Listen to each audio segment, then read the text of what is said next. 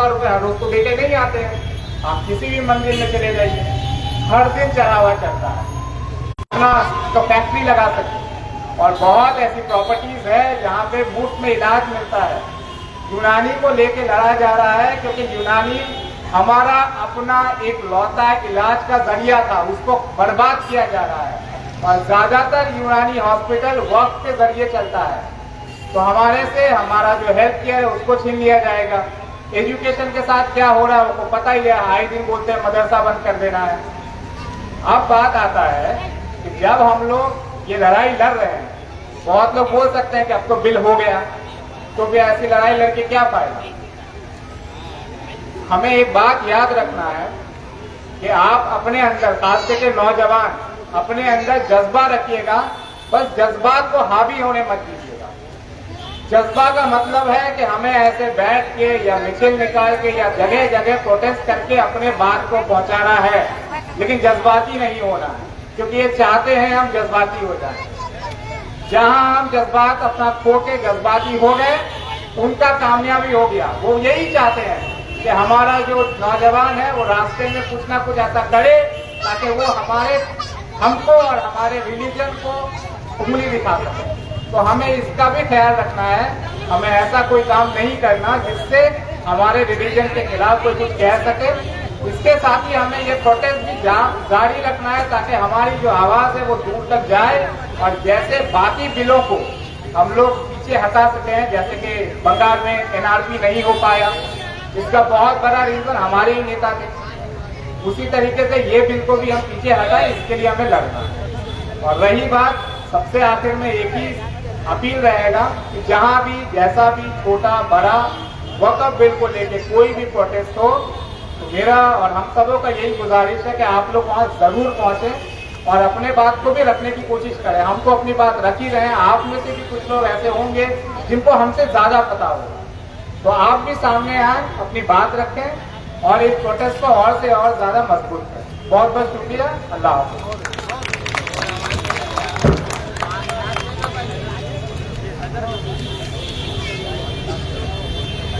हमारे बीच एक छोटा सा प्यारा बच्चा है, हैदर महमूद। मैं चाहूंगा कि वो भी अपनी बात रखे।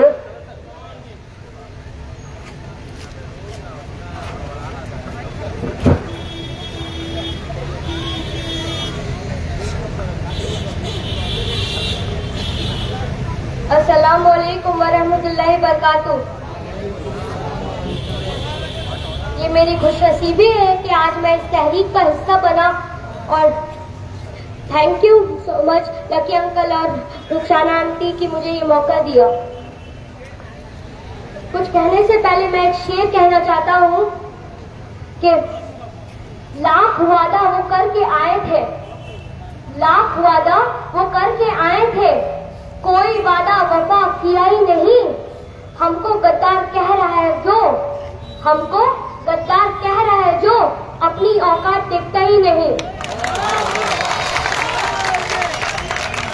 गीदड़ों का हुजूम है चारों तरफ, गीदड़ों का हुजूम है चारों तरफ, शेर का कुछ अता पता ही नहीं। आंख होते ही रहते हैं अंधे, आंख रहते भी होते हैं अंधे, हाय इन्हें कुछ सूझता ही नहीं। मेरे दोस्तों और साथियों, जैसा कि आपको पता है, ये वक्फ एक्ट 2025, जिसे हम काला कानून भी कह सकते हैं, ये कोई एक्ट नहीं बल्कि हर हिंदुस्तानी मुसलमान के गले में फांसी का फंदा है। क्या आप अपने गले में फांसी का फंदा लेना पसंद करेंगे? क्या आप अपने बच्चों का सौदा करेंगे? आज अगर हम खामोश रहे तो हमारी मसाजिद, कब्रिस्तान, मज़ारात सब चले जाएंगे, उन्हें छीन लिया जाएगा, हमें आवाज उठानी होगी। अगर आज हम खामोश रहे तो हमें हमारे घरों से निकाल दिया जाएगा, ये कह के कि ये वक्फ की प्रॉपर्टी है।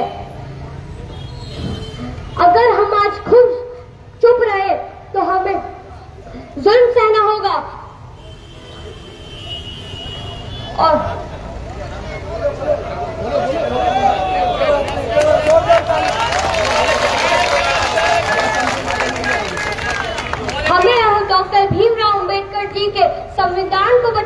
होगा, हमें अपने पुरखों की कुर्बानियों को बचाना होगा, हमें हमारी पुरखों की वक्फ की हुई जमीनों को बचाना होगा। चलिए एक साथ मिलकर आवाज मिलाते, all Indian Muslim law and board के साथ आवाज से आवाज मिला के कहते, वी रिजेक्ट वक्फ एक्ट 2025। ना समझोगे तो मिट जाओगे ऐ हिंदुस्तान के मुसलमानों, ना समझोगे तो मिट जाओगे ऐ हिंदुस्तान के मुसलमानों, तुम्हारी दास्तां भी ना होगी दास्तानों में। याद रखिएगा कि जमाने भर में मिलते हैं आशिक कई, जमाने भर में मिलते हैं आशिक कई, मगर वतन से खूबसूरत कोई सनम नहीं होता। आजादी वो है जब अमन के गीत गाते हुए गले से लहू ना आए और अमरूदों के मौसम में बारूदों की बू ना आए। बेखौफ जीना हमारा हक है और ये हक बुनियादी है, घबराओ मत, आगे बढ़ो, बस अगले मोड़ पर थोड़ा सा आगे आजादी है। अस्सलाम वालेकुम रहमतुल्लाहि व बरकातहू। माशाअल्लाह माशाअल्लाह, इस छोटे से बच्चे ने बहुत बड़ी बात कह दी। एक जोरदार ताली उसकी हौसला अफजाई की। मैं हमारे पंजाबी भाई सरजीत सिंह जी को, सबरंजीत सिंह जी को बोलूंगा, इसके बाद साइना जावेद बोलेंगी। सबको मैं कहूंगा कि थोड़ा थोड़ा, क्योंकि बहुत सारे लोग हैं।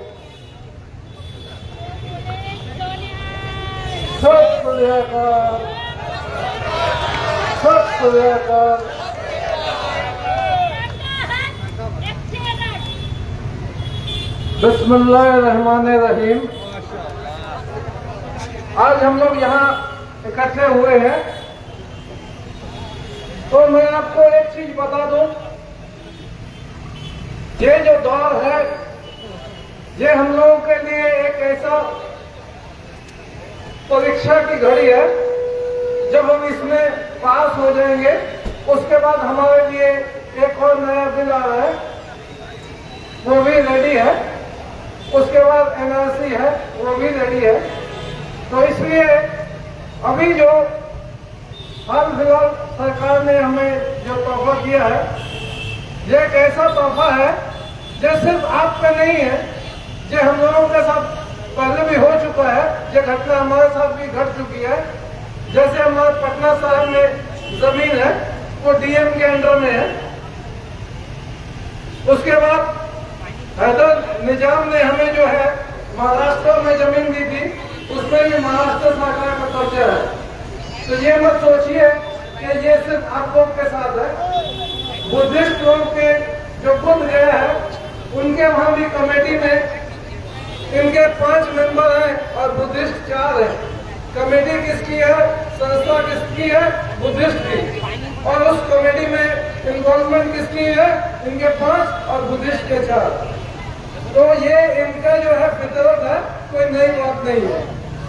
बस हम आपको एक ये बात कहना चाहेंगे, ये जो हक है ये हक की लड़ाई है, और ये लड़ाई लड़ने के लिए आपको ये कौमी जज्बे के साथ लड़ना होगा, क्योंकि ये आपके कौम की लड़ाई है।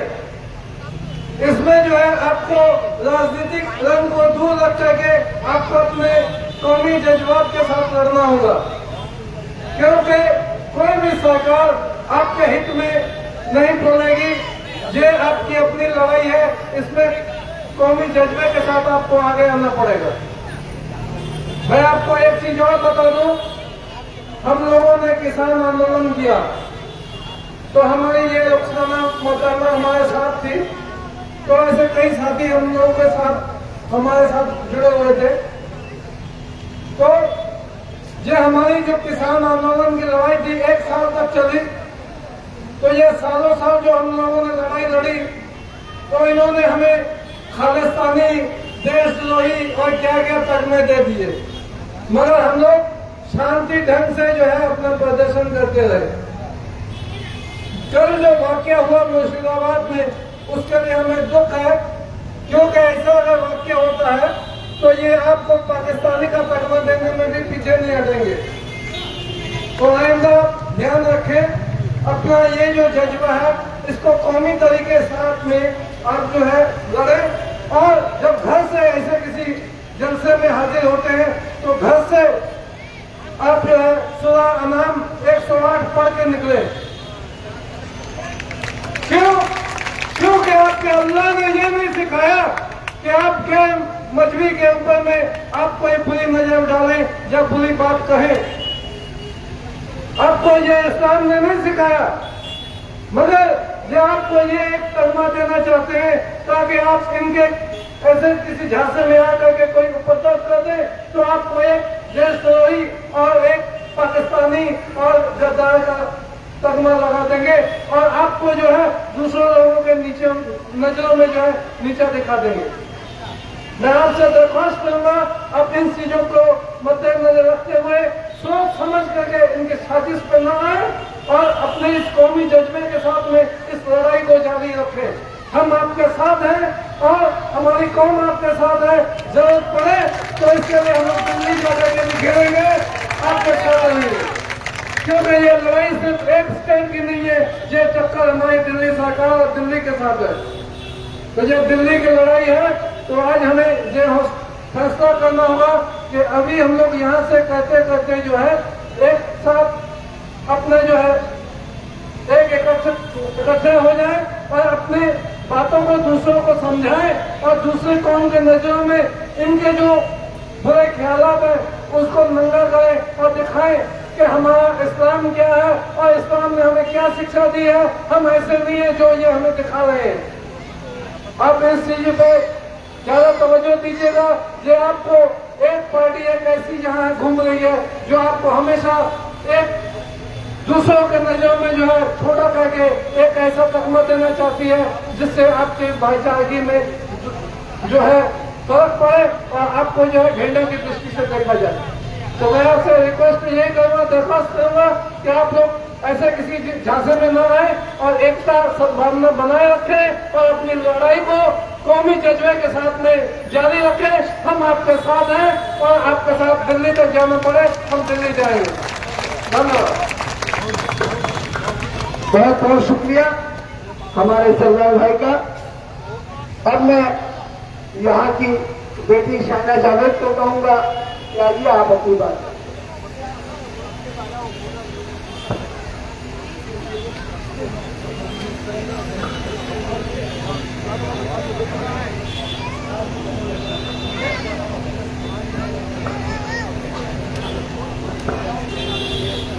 अस्सलाम वालेकुम। काफी देर से ये प्रोग्राम चल रहा है और आप लोग सुन रहे हैं। इससे पहले छोटा सा बच्चा ने अपनी बात रखी, बहुत अच्छा लग रहा था कि एक बच्चा भी अपनी जिम्मेदारी को बाखूबी समझ रहा है और इसलिए इस मुहिम में शामिल हुआ है। तो हम सब भी अपनी जिम्मेदारी को समझे। ये जो लड़ाई है वक़्फ़ को लेकर, जो मोदी हर 2 से 3 महीना में एक कानून लाते हैं और पूरे देश में उसको मुद्दा बना दिया जाता है, हर न्यूज चैनल में, हर टीवी में यही दिखाया जाता है, हिंदू वर्सेस मुस्लिम का एक लड़ाई दिखाया जाता है। एक नैरेटिव बनाने की कोशिश किया जा रहा है मुसलमानों के खिलाफ। और ये मत समझिए ये हिंदुस्तान में हो रहा है, ये पूरी दुनिया की एक साजिश है मुसलमानों को नीचा दिखाने का। इसको इस्लामोफोबिया कहते हैं। जब आप लोग सब बहुत अच्छे से हम लोग सोशल मीडिया में देखते होंगे गाजा में क्या हुआ, आप लोग बोलिए किस तरह से एक शहर को पूरी तरीके से बर्बाद कर दिया गया और इजरायली हुकूमत के सामने कोई बोलने वाला नहीं, कोई उनको बोल नहीं पा रहा है कि तुम गलत हो। और जब इस बात को वो शेयर करते तो सब तालियों से उनका स्वागत करते। तो ये जो चक्रंत है, ये जो मुसलमानों को नीचा दिखाने की साजिश है, ये सिर्फ हिंदुस्तान में नहीं पूरे दुनिया में हो रही है। मैं क्या ही बताऊं, जब मैंने एक माँ को देखा अपना बच्चा का आधा जिस्म लेकर, और वो माँ क्या कहती है, अल्हम्दुलिल्लाह अल्हम्दुलिल्लाह। क्या जज्बा है उनका, क्या ईमान है उनका, उस ईमान के बारे में सोच के तो दिल दहल जाता है।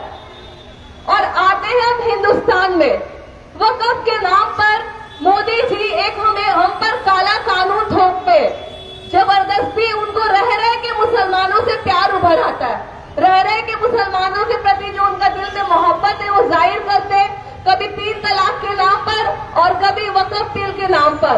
तो मैं मोदी जी से पूछना चाहती हूँ, सुधार इतनी मोहब्बत क्यों मोदी जी को हमसे?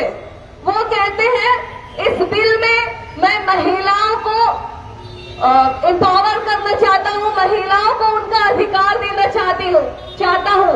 मैं मोदी जी से एक महिला होकर पूछना चाहती हूँ, मोदी जी जब बिल्किस बानो के घर वालों का कातिल, उसका रेपिस्ट लोग को आप लोग माला पहना के स्वागत किए थे, तब कहा गया था मुस्लिम महिला का अधिकार का बात? तब आपको याद नहीं था जब आसिफा जैसी फूल सी बच्ची का कातिलों को आप लोग माला पहना के स्वागत करते?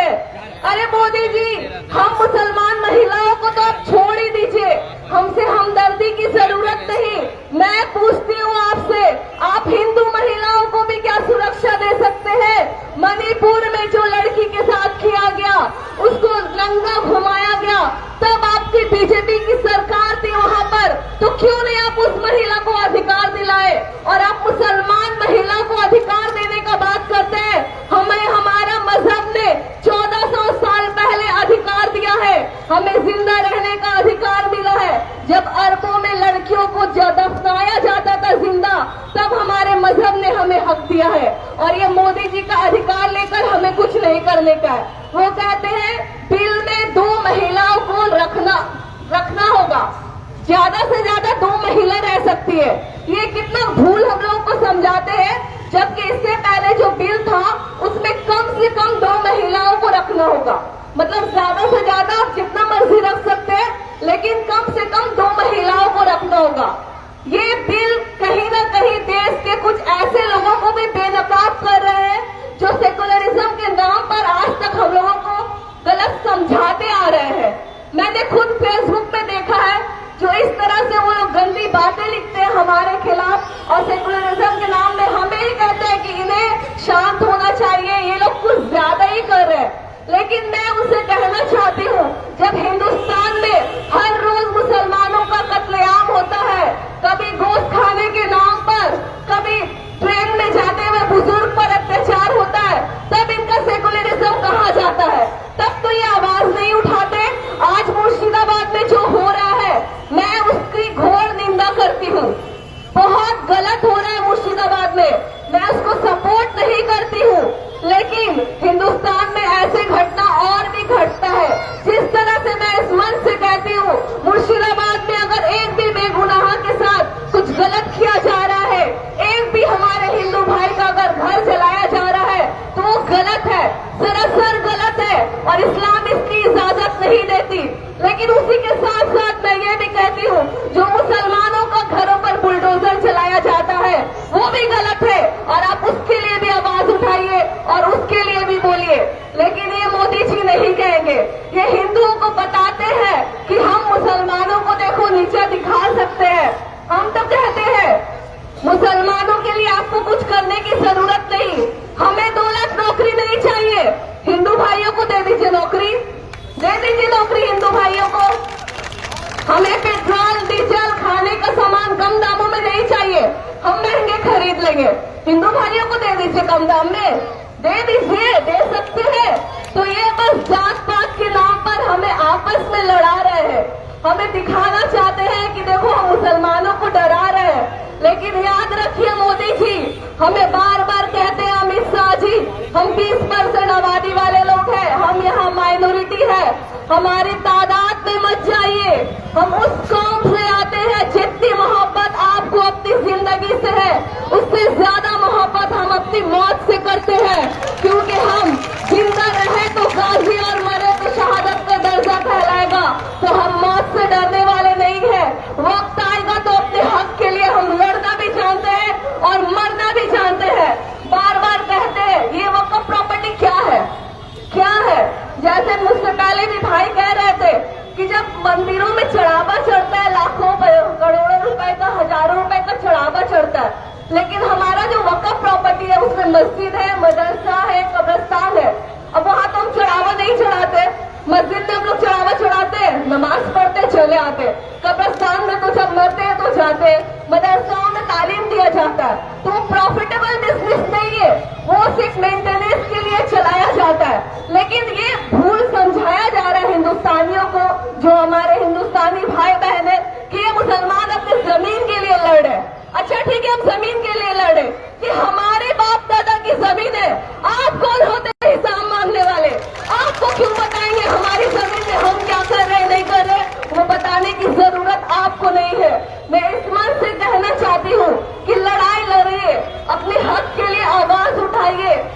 डरिए मत, डरिए मत।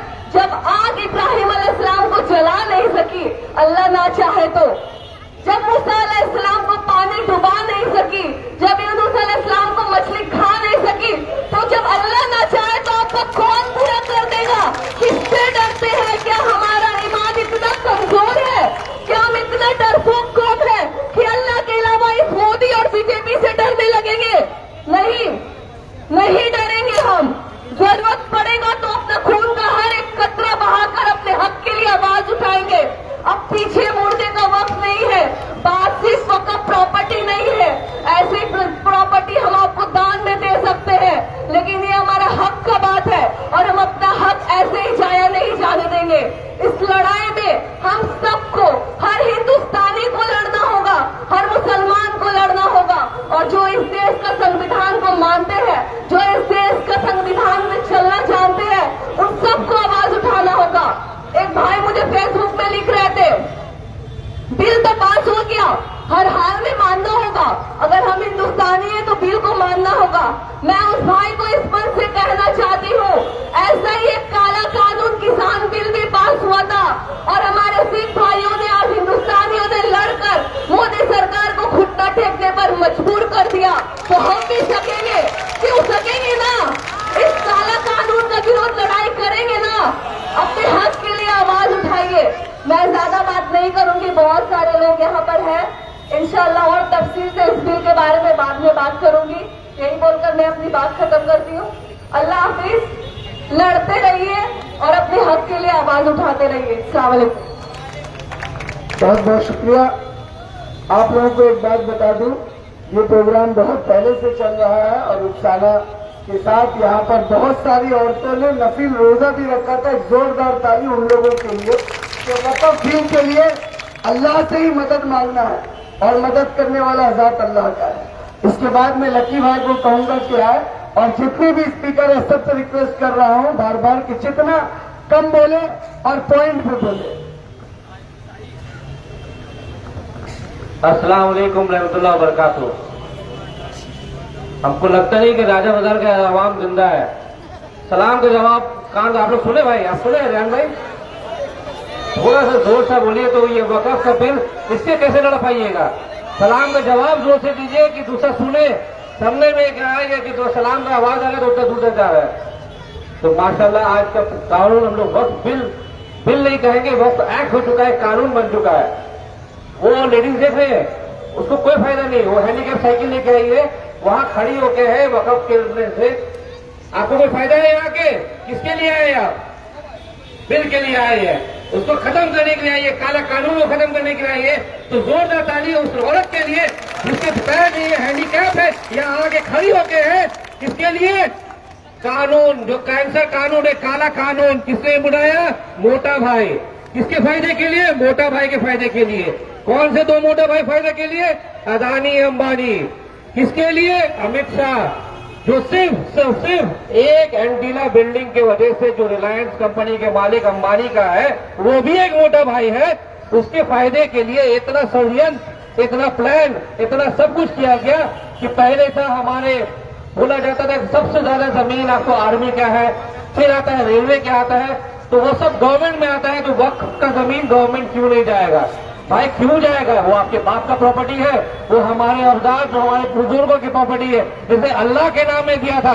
और एक बात हमेशा याद रखिएगा, एक कोई भी आ जाए पार्टी, पॉलिटिक्स कोई भी आ जाए, कोई पार्टी, आपका इसमें मुसलमान के लिए नहीं है। मुसलमान के लिए सिर्फ है तो है, वो अल्लाह है। अल्लाह से मांगिए, अल्लाह से गिड़ाइए, अल्लाह से दुआ कीजिए कि सिर्फ और सिर्फ अल्लाह ही कर सकता है ये बिल को वापस, अल्लाह ही कुछ करवाट दिखा सकते हैं इस एक्ट को वापस, ये खतरनाक, ये काला कानून को वापस। और कोई काम नहीं आएगा। हम लोग यहाँ हैं, आप लोग के साथ लड़ रहे हैं। आप लोग बहुत, मैं सबसे ज्यादा शुक्रगुजार हूँ ये शेरनी लोग को, ये लेडीज लोग को, ये शेरनी लोग जो आई है अपने घर से आके अपने खाना पीना बना लेके छोड़ के आके अपने बच्चे लोग को, देखिए 1 साल के बच्चे को लेके आके बैठी हुई है। तो माशाल्लाह हम इसके जज्बात को सलाम करते हैं कि अपने बच्चे लोग को लाना के यहाँ से इस बिल के लिए, कानून के लिए। जो लड़के लोग कभी जो अड्डे मार रहे हैं, चाय दुकान में, सैलून में, कैफे में, स्नूकर खेलने में, उस नौजवान लोग को पता देता हूँ, जब तक बाबू पेट में पॉकेट में पैसा है तब तक है, पैसा खत्म, ये खत्म हो जाएगा। आने वाले दिन में हमेशा अपने बच्चे लोग को याद कीजिए, फ्यूचर पर रहिए। ये वक्फ बिल, ये वक्फ एक्ट जो कानून हुआ है, ये हमारे बच्चे के फ्यूचर के लिए बहुत ही खतरनाक और काला कानून है। तो मैं ज्यादा वक्त नहीं लूंगा, समीर भाई आप पैर दाब रहे हैं, इसलिए मैं ये भी कहना रहा हूं कि कुछ लोग यहाँ ये पॉलिटिकल मंच नहीं है, ये मैं कहला देता हूँ। महुआ मित्रा ने पिटीशन डाला है सुप्रीम कोर्ट में, आने वाला दिन में सुप्रीम कोर्ट में भी उसका सुनवाई होगी। जो ये फैलाते हैं कि कोई किसी का साथ, कोई भी करा रहा है, कोई भी वक्फ बिल के लिए कराता है, वक्फ एक्ट के लिए, आप लोग शामिल होइए, दौड़िए। वहाँ बहुत सारे हमारे अभी उमर उवैस भाई भी करके गए हैं, और भी मौलाना लोग आए थे, उलमा लोग भी करके गए। तो ये वक्फ एक्ट अभी सब कुछ मिलजुल के लड़ने का बात है। यहाँ कोई कौन सा पार्टी का है, कौन सा, ये सब नहीं देखने का, किसी के खिलाफ होने का भी नहीं है। हम लोग आपस में जुड़ के लड़ने का है, इसके खिलाफ लड़ने का। जब तक हमारे सर में ताकत है, दम में ताकत है, हम लोग तब तक ये बिल लड़ते रहेंगे इंशाअल्लाह। सर कटा सकते हैं लेकिन सर झुकाएंगे नहीं इस बिल के लिए। अल्लाह हाफिज।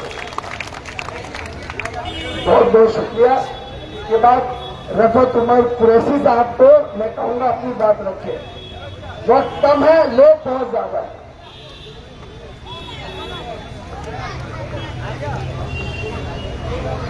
अस्सलाम वालेकुम, जोरदार आवाज लगाइएगा। अस्सलाम वालेकुम। सबसे पहले मरूम राहत इंदौरी साहब का एक शेर आपको सुनाना चाहते हैं, बड़ा जोशीला,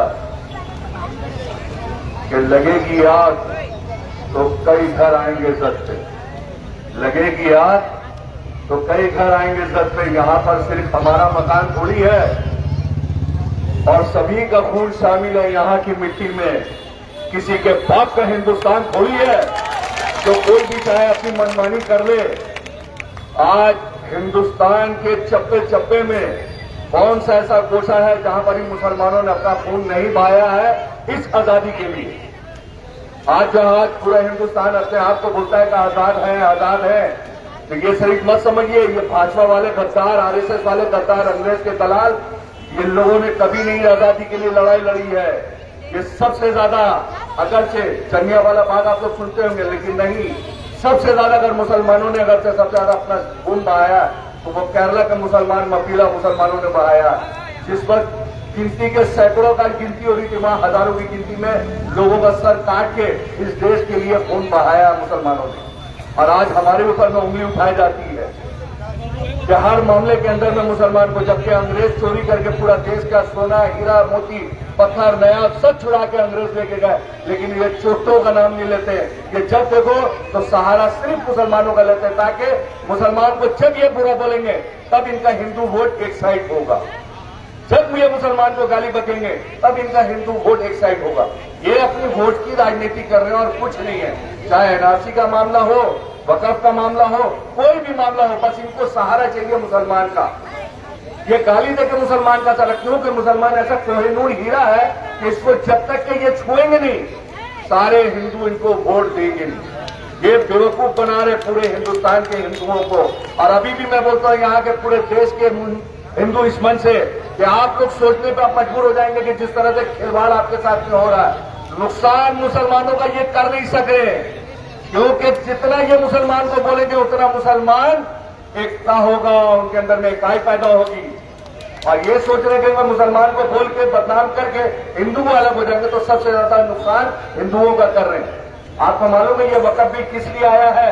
कि इनके आका जो है मुकेश अंबानी जिस मकान पे रहते हैं, ये मकान यतीम खाने की जमीन पे बनाया गया है और इसके ऊपर में सुप्रीम कोर्ट का केस हो चुका है। यहां तक कि अब हारने की कगार पे मुकेश अंबानी आ चुका है। नौबत बहुत खराब है। तब उसने देखा कि अब क्या करें, एक ही रास्ता है कि अपने जो 2 चम्मच को पैसे देके खड़ा करके प्राइम मिनिस्टर और होम मिनिस्टर बनाया। इनको तो मैं चम्मच बोलता हूं, ये प्राइम मिनिस्टर के लायक ही नहीं है। किसी जगह पे भी जाते हैं, कहीं पर ही वो बात नहीं कर सकते, उल्टी सीधी बात करके चले आते हैं और देश का सत्या पीट जा रहे हैं। जिधर जा रहे हैं देश का सत्या पीट रहे हैं, देश को बर्बाद कर रहे हैं, पूरा बर्बाद कर चुके हैं। अभी मालूम नहीं क्या होगा अंजाम, जिस तरह से अभी अमेरिका ने इनके ऊपर में लांछन लगाया, अभी और भी बहुत इनके ऊपर में लगा हुआ है। ये सिर्फ जब भी कोई बात करते हैं तो मुसलमान का सहारा लेके करते हैं। तो सबसे पहले हम ये बात बताते हैं कि ये जो बिल आया है, इसकी तो लड़ाई लड़ रहे, इसके आगे भी और भी लड़ाई है। हम लोगों को चुप बैठना नहीं है, हाथ बांध के बैठना नहीं है। ये मत समझिए कि ये वक़्फ़ है, अब इसके बाद में एनआरसी आपके पीछे बैठा हुआ है। उसके बाद में और कई एक बिल है जिसमें मुसलमानों को ये नुकसान करना चाहेंगे। यहां तक कि इनका राशन कार्ड, वोटर आईडी, ये सब भी छीनने की कोशिश हो रही है। तो इन सब चीजों पे अपने डॉक्यूमेंट के ऊपर में आप लोग बहुत ज्यादा ध्यान दीजिएगा। अपना सारा डॉक्यूमेंट सही से बना के हर चीज रखिए मुस्तैदी से, क्योंकि ये मत समझिए कि ये हर चीज, यहां तक आप सोचिए ना भाई, यूपी के अंदर में, कराना के अंदर में मुसलमानों की बस्ती में मुसलमानों को वोट नहीं देने दिया इन लोगों ने। क्यों देने नहीं दिया? जान देंगे कि वहां पर अगर मुसलमान वोट देगा तो भाजपा वाले हार जाएंगे। तो ये पॉलिसी पूरे जो है सब जगह पे चलती है, समझे ना। तो अभी क्या है कि ये जो अभी वक्फ का बिल अभी धरना जो दे रहे हैं हम लोग, हमको ये उम्मीद है कि इंशाल्लाह ये तो ब्रेक लगेगा, क्योंकि सुप्रीम कोर्ट में तो इसका मामला चल रहा है। मगर अब ये याद रखिए कि जो अभी हम लोग आंदोलन कर रहे हैं इसका कोई न कोई हल निकलना चाहिए। एक आंदोलन ने, इसके बाद में भी आंदोलन हम लोग को करते रहना। अस्सलाम वालेकुम। बहुत बहुत शुक्रिया रफत भाई का। इसी तरह तालियों की गड़गड़ाहट से हमारे सारे स्पीकरों का हौसला बढ़ाते रहिए इंशाअल्लाह। बिला ताखिर सदाब सिद्दीकी भाई को मैं कहूंगा कि माइक का अपनी बात रखें। बिस्मिल्लाहिर्रहमानिर्रहीम। बुजुर्गों, दोस्तों और नौजवान साथियों, जहां तक इस माइक की आवाज जा रही हो, मेरे गयूर नौजवान साथियों, पंख तो खोल दुनिया उड़ान देखता है, ये जमीन पे बैठ कर क्या आसमान देखता है। और हमारे ही नहीं बल्कि हमारी एक बहन जो हमसे पहले बोलकर जा चुकी है, शाहिना जावेद जी की ये अपील है, और साथ ही साथ मैं इस अपील का पूरे तौर पर समर्थन करता हूं। और इलाके के जिम्मेदार लोगों से मेरी अपील होगी, हर मस्जिद के अइम्मा और मुअज्जिन साहब से ये अपील होगी कि बार बार हर बार इस बात को आम कर दें कि चाहे छोटा हो प्रोटेस्ट या बड़ा हो, ये देखने की जरूरत नहीं है। और ये भी देखने की जरूरत नहीं है कि कौन सा ऑर्गेनाइजेशन वक्फ कानून को वापस कराने के लिए लड़ाई लड़ रहा है। देखने की ये जरूरत हो रही है कि कौन बात कर रहा है, बल्कि देखने की ये जरूरत है कि किस चीज के लिए बात हो रहा है। आपको शामिल होना पड़ेगा। और एक खास बात जो बहुत अहम है, अगर हम लोगों ने जिम्मेदारी के साथ और इस बात पर ध्यान नहीं दिया, मैं बड़े दावे के साथ कह सकता हूं कि आपके इस पाकीज़ा आंदोलन को कुचल दिया जाएगा और आप शायद कुछ कर भी नहीं पाएंगे। मैं आपको मायूस करने के लिए नहीं, बल्कि आने वाले दिनों में जिस तरह की साजिश हो रही है, उस साजिश के ट्रैप में हम फंस न जाएं, इसलिए मैं आपसे बार बार अपील कर रहा हूं, किसी भी आंदोलन को शांति से करना है, इखलाक मोहब्बत के साथ करना है। क्यों? क्योंकि हम नबी करीम सल्लल्लाहु ताला अलैहि वसल्लम के उम्मती हैं, जिनका पहला दर्स ही था हुस्न इखलाक। हमारा आंदोलन भी होगा, हम धूप बारिश और ठंड में भी बैठेंगे, हम जद्दोजहद भी करेंगे। क्यों? क्योंकि तब तक ये लड़ाई लड़ना पड़ेगा जब तक जालिम का बदले न मिजाज। एहतजाज एहतजाज एहतजाज। हमारी लड़ाई इतनी छोटी नहीं है। हमारी माएं, बहनें, नौजवान साथियों, समझ लीजिए इस बात को। 750 किसानों ने जान की आहुति दी, तब किसान काला बिल वापस हुआ, तब किसान काला कानून वापस हुआ। हो सकता है कि 7.5 लाख लोगों को भी कुर्बानियां देनी पड़ सकती है, मगर 7.5 लाख लोगों ने भी कुर्बानी दे करके अगर इस कानून को वापस कर दिया तो आने वाले दिनों में सैकड़ों करोड़ लोगों को आसानी हो जाएगी। और वो ता दुनिया रहते हमें और आपको ये दुआएं देती रहेंगे कि जाने वालों ने हमारे लिए वक्फ कानून को वापस करके कम से कम कब्रिस्तान में मिट्टी तो बचा के रखा था। ये इतनी बड़ी लड़ाई है, इस लड़ाई को छोटी न समझे। और 1.5 साल के मुशक्कत के बाद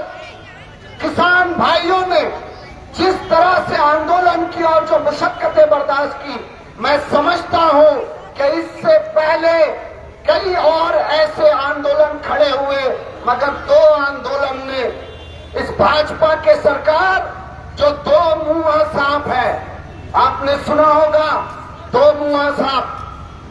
दो मुंहा सांप 6 महीने एक मुंह से काम करता और 6 महीने दूसरे मुंह से काम करता, मगर भाजपा साल भर दोनों मुंह खुला रखता है।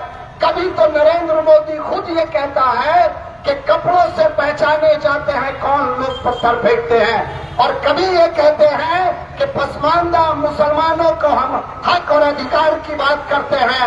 इस इस्लाम धर्म में कोई जात कोई कास्ट सिस्टम नहीं है। नरेंद्र मोदी जी, ये आपके यहाँ है, आप उसको ठीक करिए। मुसलमान एक किताब, एक रसूल और एक अल्लाह के कानून को मानने वाला है, और उसको बचाने के लिए जब जब कुर्बानी की जरूरत होगी हम खड़ा मिलेंगे। जो जान मांगो जान देंगे, न हो सकेगा हमसे कि नबी का चाहो जलाल देंगे। उमर फारूक रजी अल्लाह ताला अन्हु का बनाया हुआ वक्त कोई हमसे नहीं छीन सकता है, जब तक कि हम इस आवाज को आगे और बुलंद रखेंगे। क्योंकि बार बार आपके पास ये सवाल आएगा, आपको उकसाने की कोशिश की जाएगी।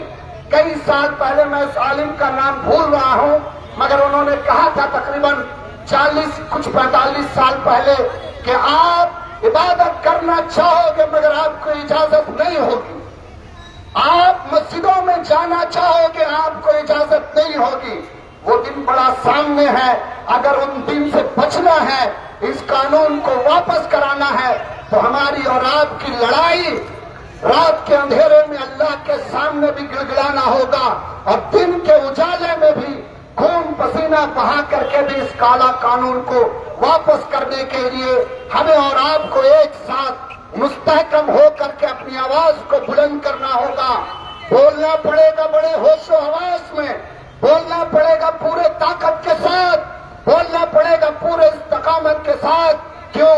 क्योंकि मैं बोल रहा हूं, इसीलिए जिंदा हूं। दुनिया किसी गूंगे की कहानी नहीं लिखती, हमें और आपको मिलकर अपनी आवाज उठाना है। हम पूरी उम्मीद है कि ये काला कानून जरूर वापस होगा। शुक्रिया, खुदा हाफिज। बहुत बहुत शुक्रिया सदाब भाई का। मैं महमूद भाई से कहूंगा क्या है, 2-4 शेर है, सुनिए। मेरे मोहतरम बुजुर्गों और दोस्तों, पर्दानशी मेरी माँ बहनों, आप सबों को मेरा सलाम। अस्सलाम वालेकुम व रहमतुल्लाहि व बरकातुहू। सबसे पहले मैं रुखसाना जी का शुक्रिया अदा करता हूँ और आरिफ फाउंडेशन का कि उन्होंने इस तहरीक का हिस्सा बनाया है। और कल मैं फेसबुक में देख रहा था जो किसी ने कहा कि मुल्लों को भेजो पाकिस्तान, सुना था ना आप लोगों ने? सबसे पहले उनके लिए एक शेर कहता हूँ, ठीक है, कि यही ईमान लिखते हैं, यही ईमान पढ़ते हैं, यही ईमान लिखते हैं, यही ईमान पढ़ते हैं। हमें कुछ और मत पढ़ाओ, हम गीता और कुरान पढ़ते हैं। और यही के सारे मंजर है, यही के सारे मौसम है। अंधे हैं वो लोग जो इन आंखों में पाकिस्तान पढ़ते हैं, अंधे हैं वो लोग जो इन आंखों में पाकिस्तान पढ़ते हैं। एक क्रांतिकारी की दास्तान बयान कर रहा हूं, थोड़ा गौर से सुनिएगा, बहुत ही बारीकी बात है। मौजूदा हुकूमत के खिलाफ, जो मौजूदा हुकूमत हर दौर पे, हर मोड़ पे मुसलमानों पे जुल्म सितम करती है, एक जुल्म सितम की दास्तान मैं बयान कर रहा हूं कि वो कत्ल भी करते हैं तो चर्चा नहीं होता, कि वो कत्ल भी करते हैं तो चर्चा नहीं होता। हम आह करके हो जाते हैं बर्बाद, हम आह करके हो जाते हैं बदनाम। तुम्हारे लाठियों और तुम्हारी गोलियों से जो वार हुए हैं मेरी याद पर, उनकी यादों को अपने दिलों में बर्बाद रखा जाएगा, कि सब याद रखा जाएगा, कि सब याद रखा जाएगा। और तुम सियाहियों से झूठ लिखोगे हमें मालूम है, और तुम कलम से झूठ लिखोगे हमें मालूम है। हमारे खून से ही सही सच जरूर लिखा जाएगा, कि सब याद रखा जाएगा, कि सब याद रखा जाएगा।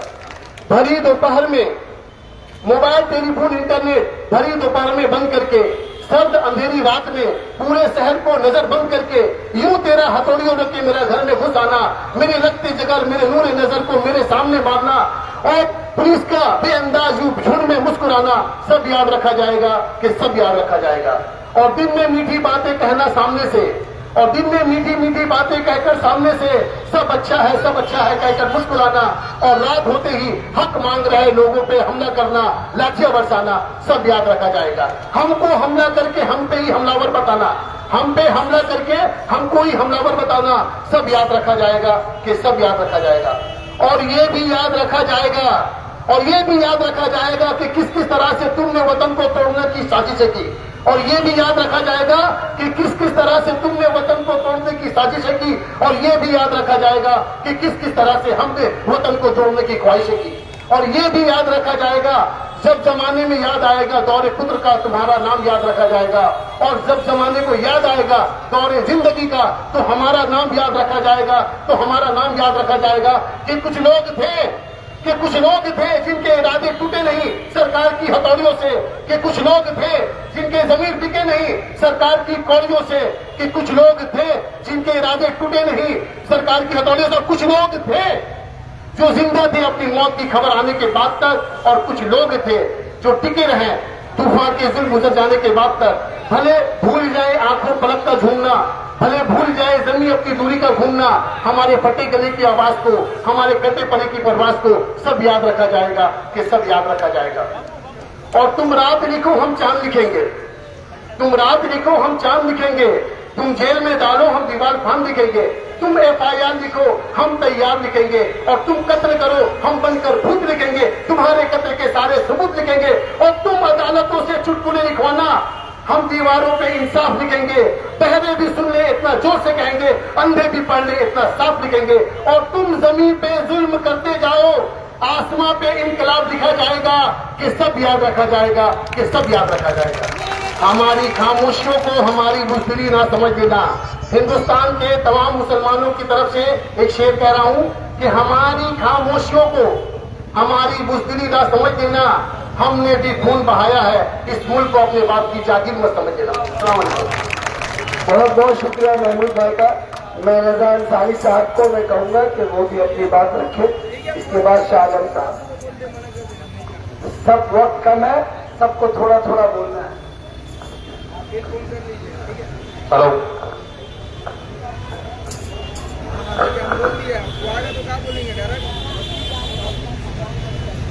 तो डायरेक्ट बोल देंगे, आज नहीं होगा ना, ठीक है, मना कर देंगे, कोई बोल दिया, ठीक है, और जाता है।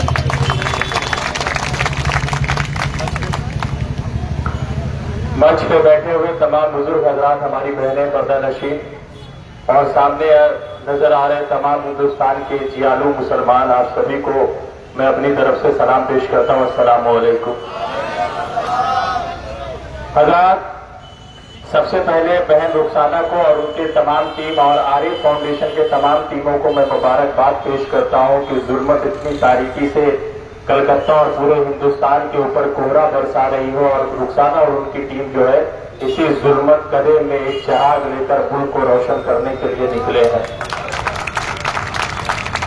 एक शेर के साथ अपनी बात शुरू करूंगा कि हमी को कातिल कहेगी दुनिया हमारा ही कत्लेआम होगा, हमी को कातिल कहेगी दुनिया हमारा ही कत्लेआम होगा, हमें कुएं खोदते फिरेंगे हमी पे पानी हराम होगा, और यही ज़हनियत रही तो इस सदी में न कोई अब्दुल कलाम होगा न कोई अब्दुल हमीद होगा। हजरात, प्रधानमंत्री नरेंद्र मोदी और भारतीय जनता पार्टी के नफरती एजेंडों ने जिस तरह से मुसलमानों के साथ, दलितों के साथ, आदिवासियों के साथ पूरे हिंदुस्तान में एक नफरत की एक अलग फिजा बनाकर रखी हुई है।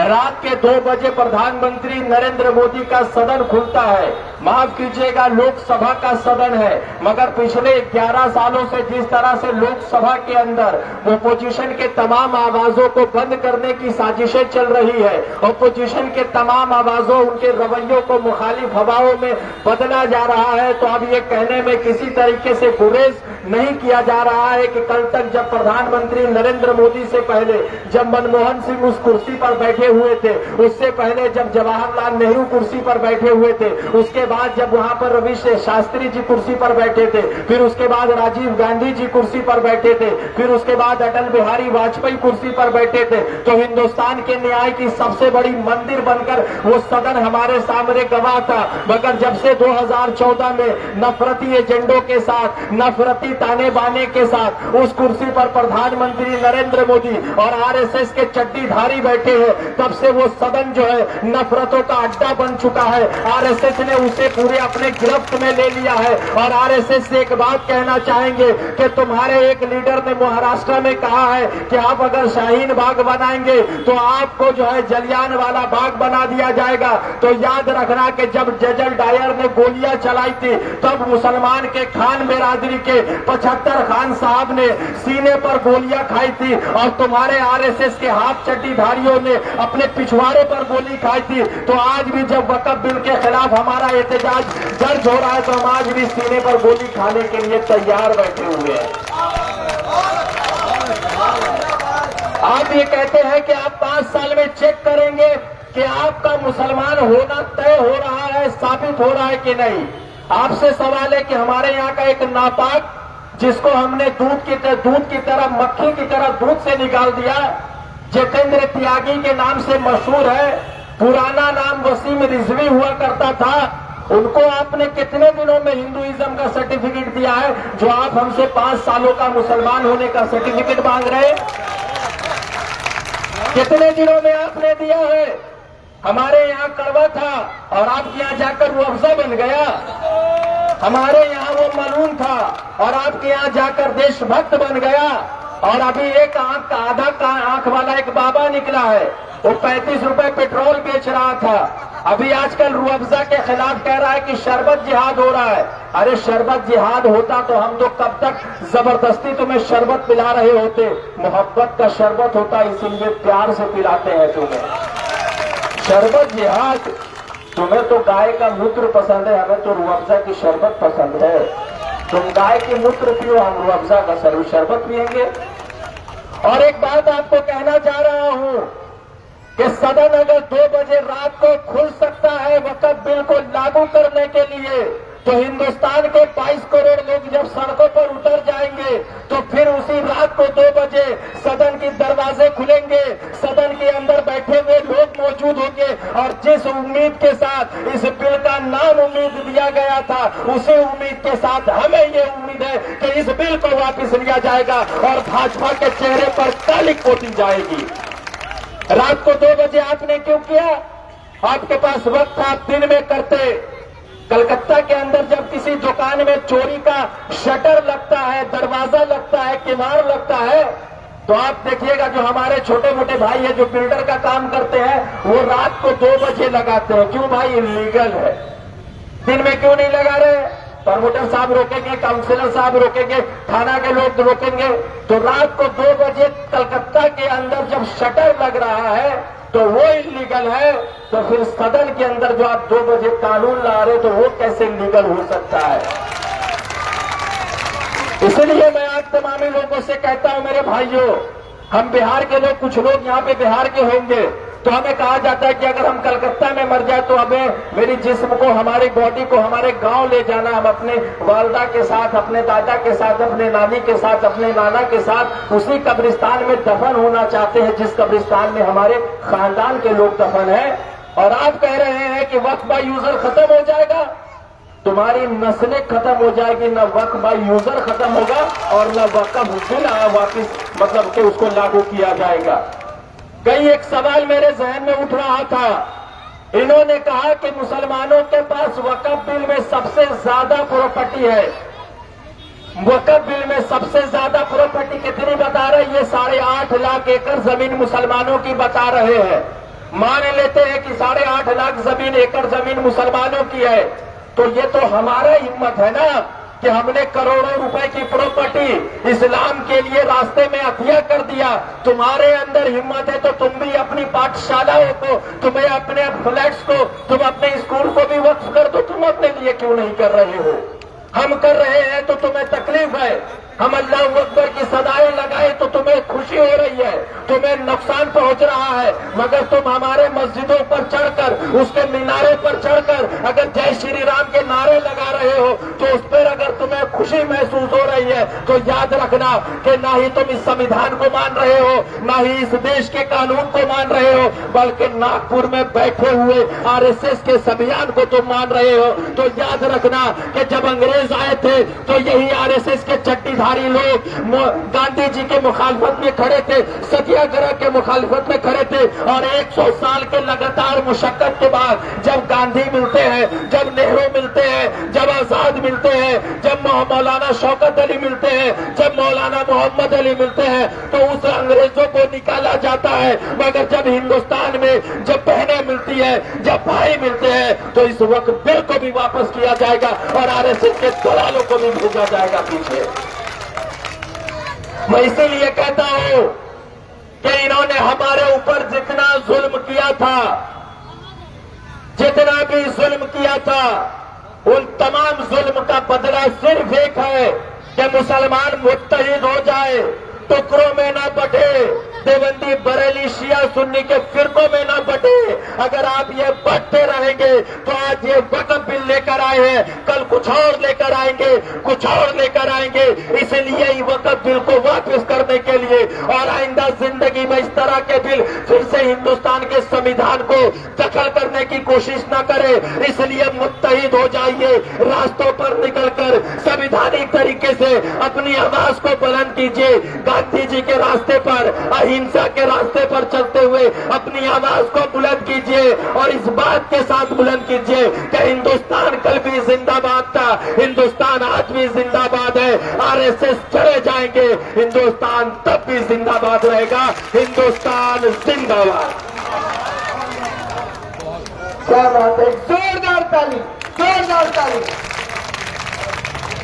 जो बात दिल से निकलती है वो असर रखती है। ये शेर सुना है ना, जो बात दिल से निकलती है वो असर रखती है, पर नहीं परवाज मगर रखती है। आज जो बात रजा साहब के दिल से निकली है वो आपके दिलों तक मुझे लगता है पहुंची है कि नहीं? तो इस बिल में आप लोग लड़ने के लिए तैयार हैं? या जाके बिरयानी खा के सो जाने के बाद कौन कौन भूल जाएगा? भूल जाएंगे? ये लड़ाई बहुत लंबी है दोस्तों। इसके बाद मैं ज्यादा वक्त नहीं लेता, शाह आलम भाई को कहूंगा कि मुख्तसर अंदाज में अपनी बात रख के, बहुत सारे लोग यहाँ बोलने को बैठे हैं। मंच पे बैठे तमाम मेरे भाइयों को मोहम्मद शाह आलम का सलाम। मंच के नीचे बैठी मेरी माँ बहनों को प्यार भरा सलाम। मैं ज्यादा टाइम ना लेते हुए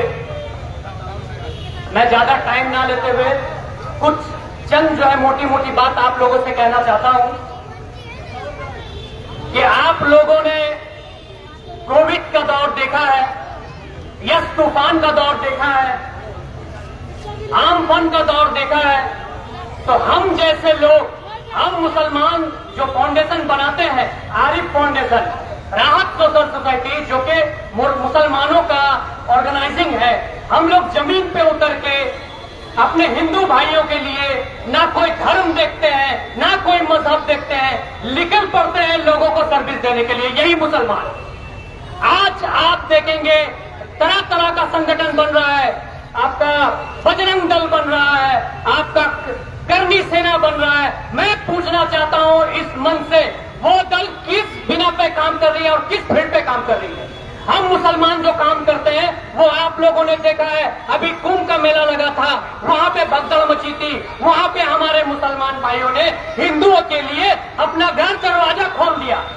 किसके लिए? आप लोगों के लिए, आप हिंदू भाइयों के लिए। हमें और क्या सबूत देना है आप लोगों को कि आप हमारे हमवतन भाई हैं? लेकिन ये जो मोदी सरकार है किसी तरह से हमारे हिंदू भाइयों को बरगलाने की कोशिश कर रहे हैं। अभी आप देखे होंगे मुर्शिदाबाद में एक दंगा लगा था। ये दंगा नहीं, एक छोटा मोटा झड़प था, लेकिन इसको कितना बड़ा इश्यू बना दिया गया। लेकिन मैं आज छोटे अल्फाज में आप लोगों से कहना चाहूंगा, आने वाला दिनों में अभी और भी प्रोटेस्ट होंगे, अभी और भी रैली होंगे।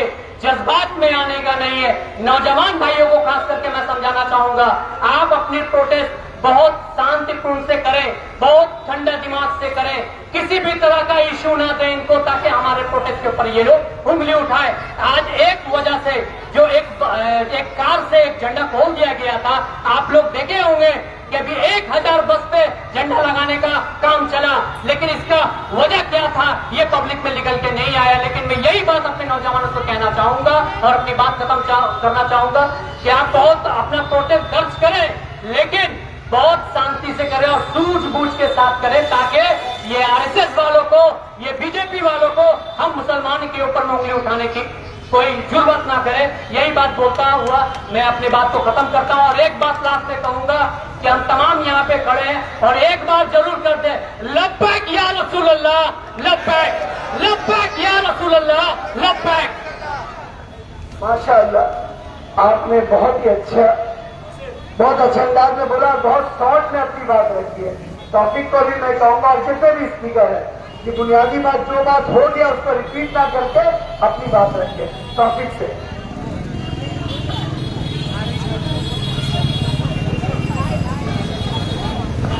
अस्सलाम वालेकुम। जैसे कि आप सब जानते हैं वक्त की किल्लत है, तो मैं ज्यादा वक्त नहीं लेते हुए आपसे कुछ दो शब्द आप सबके सामने बोलूंगा। ये सरकार ने हमारी कौम को बहुत कमजोर समझ लिया है, हमें मुर्दा समझ लिया है। तो मैं बोलना चाहूंगा कि इस्लाम एक समंदर है, वहां से अगर आप जितने भी लोटे से पानी निकाल दें, लेकिन उस समंदर से पानी कम नहीं होने वाला। तो मैं उसी के ऊपर एक छोटा सा लाइन बोलना चाहूंगा कि वो एक समंदर के खोज में निकले हैं, वो एक समंदर के खोज में निकले हैं, हमें नीचा दिखाने के लिए निकले हैं। अरे जिन्हें खुद अपनी लंगोटियां पहनने तक नहीं आती, वो हमारी पगड़ी उछालने निकले हैं, वो हमारी पगड़ी उछालने निकले हैं। मैं बोलना चाहूंगा ये वक्त है कि कोई भी इंसान जो यहाँ पर मेरी आवाज सुन रहे हैं, ये कोई पार्टी करने का वक्त नहीं। कोई भी इंसान यहाँ पर आकर टीएमसी ना करे, कांग्रेस ना करे, सीपीएम ना करे। यहाँ जब आप खड़े हो तो एक मोमिन के रूप में खड़े हो और पूरे हिंदुस्तान में अपनी आवाज इस तरीके से बुलंदियों से फैलाए कि वो नाकामियों वाली सरकार वो घुटने टेकने पे मजबूर हो जाए, जैसे कि इनके वादे थे। मैं थोड़े से छोटे से वादे के तौर पर आपको बताना चाहूंगा कि बात चली थी डिजिटल इंडिया बनाने से, बात चली थी 1 के बदले 10 सरकार दिलाने से, बात चली थी 2 करोड़ युवाओं को रोजगार दिलाने से, बात चली थी महिलाओं को सम्मान दिलाने से, बात चली थी महिलाओं को हक दिलाने से, बात चली थी किसान का हक दिलाने से, बात चली थी किसान को एमएसपी दिलाने से, बात चली थी पेट्रोल डीजल का दाम कम कराने से, बात चली थी गैस का दाम कम कराने से। लेकिन ये भाजपा वाले फेंकते पूरे हैं, लेकिन इनके सारे वादे अधूरे हैं। ये फेंकते पूरे हैं, लेकिन इनके सारे वादे अधूरे हैं। आज ये बोलते हैं कि हम आज एक मुसलमान के लिए उम्मीद की किरण कर रहे हैं। ये वक्फ बिल, भले ही हमारे माइनॉरिटी मिनिस्टर का नाम किरण हो, लेकिन इस बिल में कोई किरण हमें नहीं दिखता। मैं बोलना चाहूंगा, इसी के साथ एक छोटा सा शब्द मैं और बोलना चाहूंगा कि ये लोग जो सरकार है, हमें अपने बातों पे लाने के बारे सोचते हैं कि हम उनके सोच में डल जाए। तो मैं बोल दूं, गौर से सुनिएगा, ये लाइन थोड़ा गौर से सुनिएगा कि तुम्हारे सोच के सांचे में हम ढल नहीं सकते। क्या तुम्हारे सोच के सांचे में हम ढल नहीं सकते? जुबान काट लो, लेकिन हम लहजा बदल नहीं सकते। जुबान काट लो, लेकिन हम ये लहजा बदल नहीं सकते। तुम हमें क्या मोम का पुतला समझते हो क्या? तुम हमें क्या मोम का पुतला समझते हो क्या? अरे तेरी लो से ये लोहा पिघल नहीं सकते, तेरी लो से ये लोहा पिघल नहीं सकते। मैं बोलना चाहूंगा और आप सबको बताना चाहूंगा कि ये वक्त है, एक हो जाए और एक होकर इस मुहिम का हिस्सा बने। जिस तरीके से हमारे पंजाबी भाई ने दिखाया और करके बताया पूरे हिंदुस्तान में कि किसान का ये काला कानून किस तरीके से वापस किया गया, आपने सब देखा है। मैं एक इंटरव्यू सुन रहा था, वहां पर एक किसान बोल रहे थे कि हमारी आबादी पंजाबी किसान, हमारी आबादी पूरे हिंदुस्तान में सिर्फ मात्र 3% है। कितनी? 3%। लेकिन उनकी आवाज में इतनी बुलंदियां था कि वो सरकार को घुटने टिकाकर उस काला कानून को वापस करा दिए। भले ही उसमें 700 से ज्यादा किसान शहीद हुए, लेकिन क्या ये सरकार की मंशा ये है कि जिस तरीके से 700 किसान शहीद हुए थे, तो क्या आप 700 मुसलमान भी शहीद हो? नहीं होगा ऐसा। हम लोग भी एक होकर सारे के सारे कानून को हम लोग वापस करने के काम करेंगे। और इसी के साथ मैं एक छोटा सा बात बोलकर अपनी वाणी को विराम देना चाहता हूं कि आप सब मेरे जितने भाई हैं उनको मैं बोलना चाहूंगा कि शक्तियों का सामना करना है तो पत्थर जैसा जिगर पैदा करो। शक्तियों का सामना करना है तो पत्थर जैसा जिगर पैदा करो। ढूंढ के लाओ वो सर जो कट जाए इस्लाम के लिए, वैसे एक और सर पैदा करो। इसी के साथ मैं आप सबसे विदा लेता हूँ। जय हिंद, वंदे मातरम। माशाअल्लाह तौफीक ने अपने दिल की बात रख दी।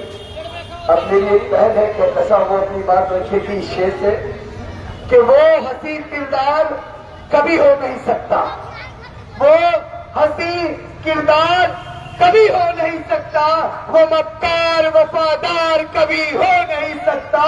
तो खेल गया गुजरात में खून की होली, वो इस देश का सरदार कभी हो नहीं सकता। इस शेर के साथ मैं क्या कहता परवीन को आवाज दे रहा हूं, बहुत ही शॉर्ट में बोलिए।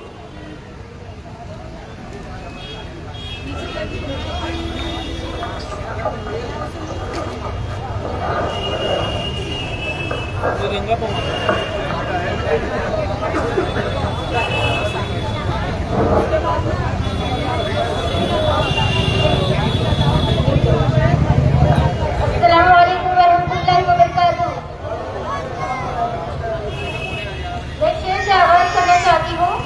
जो है पढ़े लिखे वो सब है संतरी बने, जो है पढ़े लिखे वो सब है संतरी बने, वो हर दिमाग वाले हमारे गृह मंत्री बने, वो हर दिमाग वाले हमारे गृह मंत्री बने। और जिसने विवाह करके अपनी पत्नी छोड़ दी, और जिसने विवाह करके अपनी पत्नी छोड़ दी, वो है अपने देश के प्रधानमंत्री बने, वो है अपने देश के प्रधानमंत्री बने। जो ना अब तक हुआ कर दिखाएंगे हम, जो ना अब तक हुआ कर दिखाएंगे हम, खैर को भी गले से लगाएंगे हम। और अपने हिंदुस्तान को खुदा की कसम फिर से सोने की चिड़िया बनाएंगे हम, फिर से सोने की चिड़िया बनाएंगे हम। जमीन बेचकर नफरत जगाते रहते हैं, लहू से प्यास को अपनी बुझाते रहते हैं। जमीन बेचकर नफरत जगाते रहते हैं, लहू से प्यास को अपनी बुझाते रहते हैं। जिन्हें पसंद नहीं हिंदू मुस्लिमों का मिलन, जिन्हें पसंद नहीं हिंदू मुस्लिमों का मिलन, वो जानबूझकर दंगा कराते रहते हैं, वो जानबूझकर दंगा कराते रहते हैं। मैं यहाँ से एक शेर पढ़ती हूँ, सुनिएगा। रोज नए तूफान उठाए जाते हैं, रोज नए तूफान उठाए जाते हैं। हम अब सारे एहसान भुलाए जाते हैं,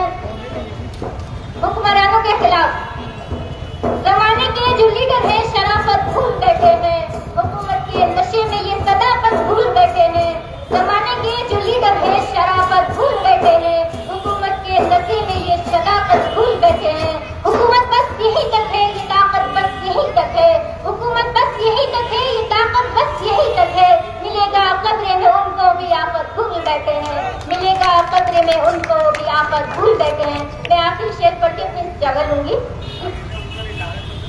मुंसिफ जो तेरी मौका गिरफ्तार हो गया, मुंसिफ जो तेरी मौका गिरफ्तार हो गया, जो बेकसूर था वो गुनहगार हो गया, जो बेकसूर था वो गुनहगार हो गया। बढ़ती हुई महंगाई का आलम न पूछिए, बढ़ती हुई महंगाई का आलम न पूछिए, अब दाल रोटी खाना दुश्वार हो गया, अब दाल रोटी खाना दुश्वार हो गया। शुक्रिया। बहुत बहुत शुक्रिया मेरी बहन का कि उन्होंने अपनी सोच को, अपने आसार को रखा और आप लोगों के दिलो दिमाग तक पहुंचने की कोशिश की। हमारी एक और बहन है और यहाँ पर बहनों की भी तादाद ज्यादा। एक जोरदार ताली हमारे माओं के लिए, हमारी बहनों के लिए कि अपने भाइयों के साथ कदम से कदम मिलाकर चलने को और कदम से कदम मिलाकर लड़ने को तैयार है। ऐसी बहनें, ऐसी माओं को मैं सलाम करता हूँ। इसी के साथ एक और बहन शमीमा रेहान को मैं कहूँगा जारी और अपनी बात रखी, और समीमा खान जी आइए।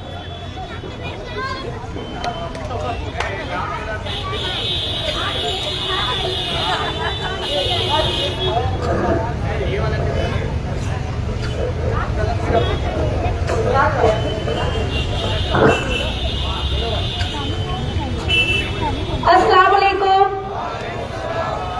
मैं आप सबसे एक बात कहना चाहती हूँ, क्योंकि कल हम लोग माइकिंग किए थे। क्या अल्हम्दुलिल्लाह नारकुलडांगा में, इतने बड़े इलाका में क्या इतने ही मुसलमान हैं?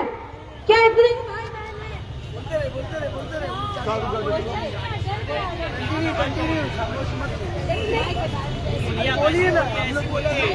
ही भाई बहन हैं जो आज यहाँ पर हम लोग जमा हुए हैं? किसके लिए? ये सिर्फ हमारी बात नहीं है, यहाँ बैठे इन लोगों की बात नहीं है, हम सब की बात है, कौम की बात है, दीन की बात है, इस्लाम की बात है। आज अगर दीन नहीं बचाएंगे तो कल आपका ईमान कैसे जागेगा? क्या हम अभी अमित शाह और मोदी से डर गए? अल्लाह पे हम लोगों को भरोसा नहीं है। आप लोग इंतजार करें कि कब्रिस्तान में कब ताला लग जाए, कब हम लोग जाए शमशान घाट, कब हम लोग ईदगाह नमाज अदा न करें। सुन लीजिए, जमात मुसलमान का मस्जिद में होती है, ईद की नमाज ईदगाह में होती है। तो आप लोग क्या सोच रहे हैं कि मस्जिद में ताला लग जाए? रोड में तो नमाज बंद हो चुकी है, अब मस्जिद भी बंद कराना चाहते हैं। जब तक आप लोग घर से बाहर नहीं निकलिएगा तो ये वोटर्स कामयाब कैसे होगा? मेरी माँ और बहनें, कम से कम आप लोग ये तो सोचिए कि हम लोग अपनी मकसद से यहाँ पे नहीं आए, हम लोग अपनी मकसद से नहीं आए, हम लोग दीन के लिए आए हैं, अपने आखिरत के लिए आए हैं। कल अल्लाह के पास जाएंगे, हसरत में अगर आपसे अल्लाह पूछेंगे कि आपको दीन में भेजा था तो आप क्या करके आए? क्या करके आए? पार्टी में गए, रेस्टोरेंट में गए, होटल में गए, बड़े बड़े मॉल में शॉपिंग किए, मगर दीन के लिए कुछ नहीं कर पाए। अल्लाह के घर को आप लोग बचा नहीं पाए, कब्रिस्तान को बचा नहीं पाए, तो हम लोग क्या कर रहे हैं? ये मोदी अमित शाह संसद में, पार्लियामेंट में आकर बोलते हैं माइनॉरिटी ये बिल मानेगा नहीं। अरे भाई क्यों मान ले? हम लोग संसद में जो वोट किए वो लोग कौन थे? हमारे लोग थे। आप कहीं बीजेपी के ही वोट करने वाले थे, उन्हीं ने वोट किया है। कोई भी वहाँ पे मुसलमान या कांग्रेस या टीएमसी कोई भी पार्टी थे वो सहमत नहीं थे। आपने चोरी से ये बिल पास करवाया, चोरी से आपने 2:15 बजे रात में ये बिल पास कराई। हम सामने दरवाजे से आपको बाइकआउट करते, ये बिल रिजेक्ट करते। क्या आप लोग चाहते हैं रिजेक्ट करना? हम लोग चाहते हैं ये काला कानून बाइकआउट करना चाहते हैं। तो प्लीज आप लोग आवाज देकर बोलिए ये काला कानून हम लोग नहीं मानते, ये काला कानून हम लोग नहीं मानते। और मैं इतना कहना चाहती हूँ, कहीं भी ऐसा प्रोटेस्ट हो तो आप लोग जरूर है, फेस आप लोग मत देखे ये कांग्रेस का फेस है, ये टीएमसी है, ये सीपीएम है, ये कांग्रेस है। सिर्फ अल्लाह के लिए खड़ा रहिए, अल्लाह के जात के लिए खड़ा रहिए। हम लोग मोमिन हैं, हम लोग मुसलमान हैं, सिर्फ अल्लाह को मानते हैं, तो अल्लाह राह में आप लोग जरूर आए। अस्सलाम वालेकुम।